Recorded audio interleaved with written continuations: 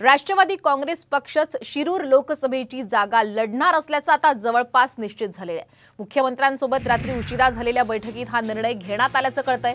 रात्री उशिरा वर्षा बंगल्यावर मुख्यमंत्र्यांसोबत रात्री राष्ट्रवादीचे राष्ट्राध्यक्ष अजित पवार, प्रदेशाध्यक्ष सुनील तटकरे, मंत्री दिलीप वळसे पाटील यांची बैठक झाली। मात्र उमेदवाराच्या नावावर अजून शिक्कामोर्तब झालेलं नाही। सध्या शिरूर लोकसभेसाठी शिवाजीराव आढळराव पाटील, भाजपचे प्रदीप कंद आणि विलास लांडे हे इच्छुक आहेत। एकूणच शिरूर लोकसभेच्या जागेवरून महायुतीमध्येच सध्या रस्सीखेच असल्याचं पाहायला मिळतंय।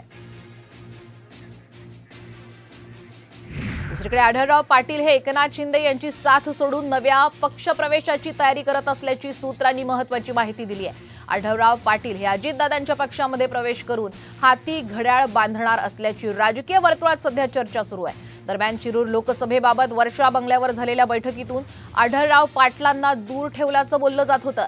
आढळराव पाटलांना बाहेर तात्काळ ठेवून मुख्यमंत्री शिंदे आणि अजितदादांची बंद दाराआड बैठक झाल्यानं ते नाराज असल्याची सुद्धा चर्चा रंगली होती।